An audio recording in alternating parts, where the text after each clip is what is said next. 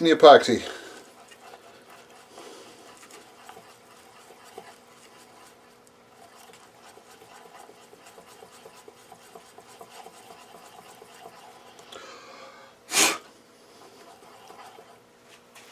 And this, that's that 30-minute stuff I said I was going to use. So this is going to be pretty much set it up, make sure everything's straight, and go run upstairs and make some dinner. And then I'll run down here in the dark, trying not to stumble and fall, because I can do that.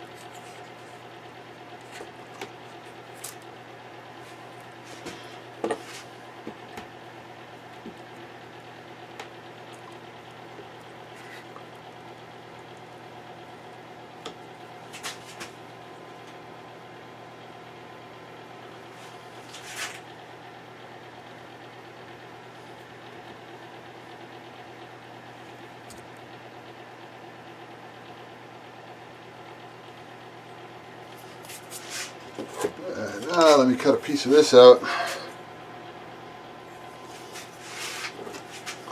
can see it good, you can see it. Cut a piece of this to fill in that spot.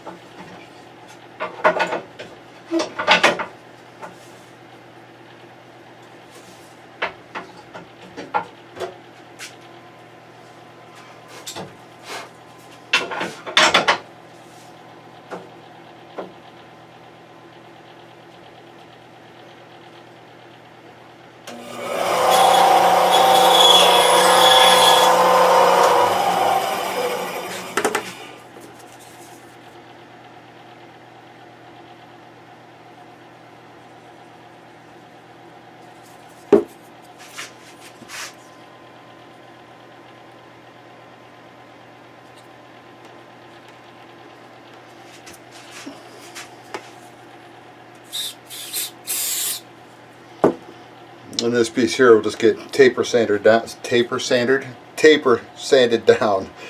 just so it matches up with the bottom. So that's just going to be a couple minutes of sanding.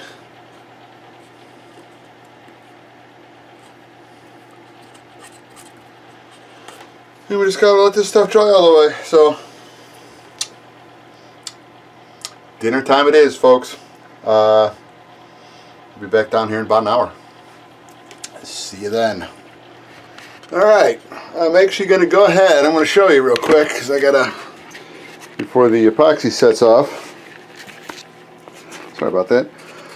In the scarf joints, I've actually got a piece of, it's flat carbon fiber. And those will actually fit down inside there. Then I've got one on the trailing edge. Just going to go ahead and slide right down inside there. And then I'll go, whatever's sticking up out of the top when it's dry,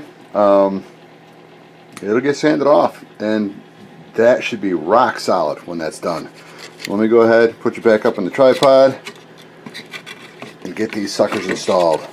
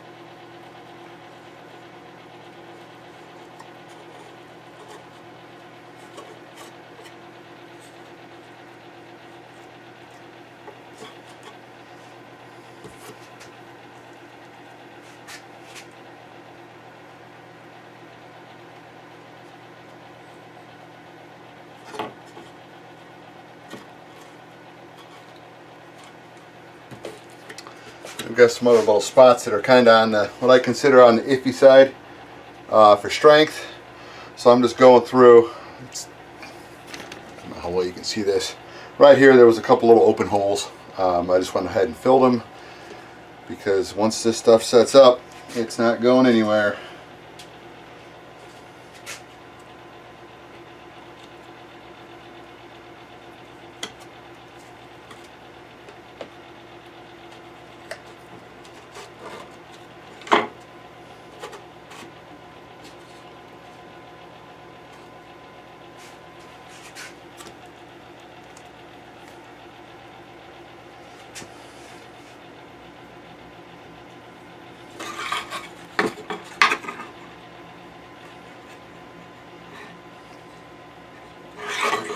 There's a lot of little holes to plug. Nothing is, let me get this stuff off my hands. Because it's starting to set, starting to go off.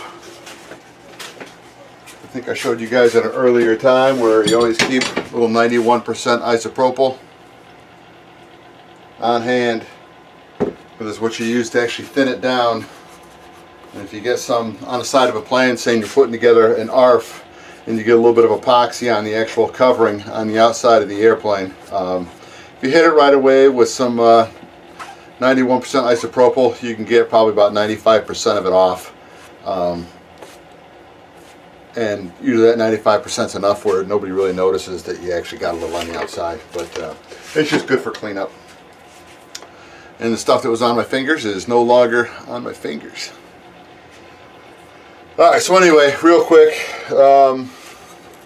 there's little areas, little gaps. I mean, it's nothing super critical, but I'll come in and fill those in. it's very possible something like that I can just kind of throw in. I'll probably do it. Run around, put a little bead of thick CA. Let it flow in there a little bit, hit it with a shot of kicker, and then call it done. Because once this gets covered, you're not going to see it. This part here, I actually had to cut these ends off. I actually had to cut all the way around up to the top to get these things. Let's see if we can get it straight, so that it's straight. It's better than it was. There's still a little bit of a there's still a little bit on this side. I may have to go back in where I already glued it up here and cut it. It's really hard to see it. Let me see if I can get it so you could possibly see. You just got to look at it a certain way, and I don't know if I'm going to be able to get it in the camera to see it. You might be able to see it there. I mean, I know what I'm looking at through the camera. But anyway, right here, it still has a little bit of a curve to it. And it's that's going to be one of those things where until I actually, when I go ahead and get this hinge point that's going to go right in here. Once I get that hinge in, and I want to set it in, so I'm going to hook it up, put it back on the tail end of the plane again. I'll take a look at it, and if it's something that what I would consider is acceptable, because I'm not 100% sure on what it's going to look like, but if you consider it acceptable, you know, you can go with it. Because is that going to affect the plane's flight? No. It's just it's just a little bit, but I think I'm going to have to. When you take it in relationship, if taken in relationship to this piece of wood, let me try to get right here. And I don't even know if I'm going to be able to show it on this, because you almost need to see it from the other direction. Let's see if I can get it at the right angle. So if I can get it at the right angle, you're going to see it.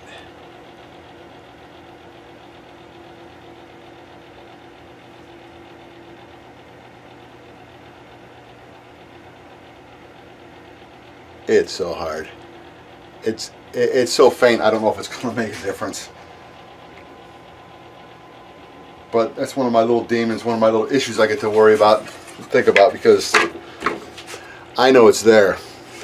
So anyway, there's still a little bit of a twist in here.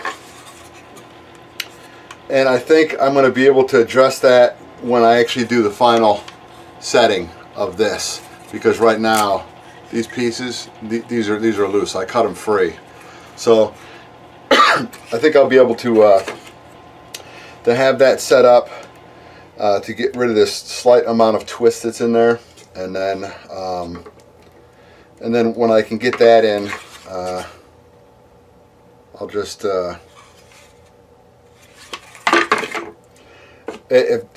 I'll get it as far as I can in this. If I can't get it any farther than what it is right now.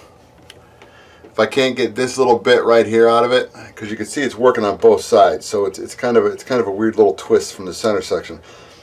But if I can't get this closer to being even, what I'll do is I'll put some weight on this end over here, and then right over in this area up close. Let me see if I can throw a little bit of weight on there, because I'll probably clamp it down. What I can do is take something as simple as this and slide this in underneath it, so that what I'm doing is when I'm putting weight on this side to clamp it down, and it's clamped down, I'm actually over flexing it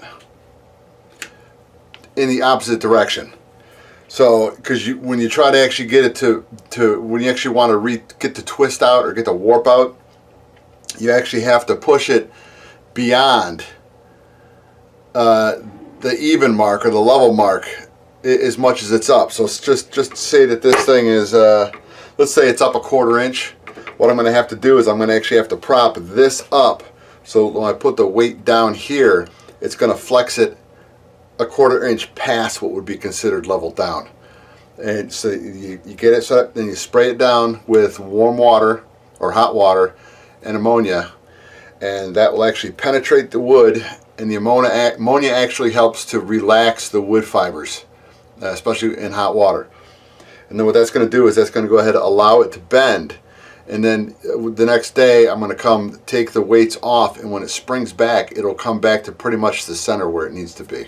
That just comes from years of experience and helpful hints from other builders. So if you ever have a problem with any of your planes and you do know a builder, those are the best people to call, because in most cases they've run across a situation that you've run into yourself. And they usually know the quickest, easiest, and best ways to fix it. So it's coming up on 7 o'clock. That puts me about 5 hours from pumpkin time. So I think I'm definitely calling it a day. And if I've got time to run down here during the week after work, I'll jump in on some more of this stuff, because the more work I do on this plane, when you get the big part of the jobs done, when you go and you work on the structure and you get that done, that's when you start noticing all the little stuff. And the little stuff is just when you're going to say that's good enough. So I've got a bunch of big stuff to do on the wings, and primarily just the ailerons. The rest of the wings is not it's not super critical. It's just it's going to be some light ply, and I'm going to sheet the first rib between the root rib and the first rib. I'm going to sheet that just because I can, and then repair the wing tips on both of the wings, and then just the ailerons, because the rest of the wing, there's a section on the leading edge on one of the wings that needs to be repaired, but that's easy. That's just cut out a piece of balsa. Put some little supports underneath it, and then just glue it back into place and sand it, and that's done. So the wings aren't as bad, but it's the ailerons that's a challenge. I've never done it before. I know how I'm going to do it. I've just got to figure out if I want to put together a quick little jig or not. And what I think I'm going to do is I think I'm going to cut out the 3 hinge points, because it's going to be a rod that's about 4 inches long. It's going to be made out of 2 pieces of 1/8 inch marine grade plywood sandwiched together, and that's going to be the actual hinge point coming out of the wing. So I'll go ahead, I think I'll put everything so that it's mounted with the actual slider rod. So everything is mounted with the slider rod, and then when I go ahead and attach the actual aileron to the wing, I'm going to do it with the hinges already installed, sliding it on, because then I'll be able to just tilt the wing up and then just go ahead and pull the slide rod out, and then the aileron will come off for covering. So I think that's going to probably be the best way for me to do that. So it's going to be a learning experience for myself and for you watchers as well. So all right, that's enough for tonight. I'm going to call it quits, and then you'll hear from me next time I'm down here. So we'll chat to you later.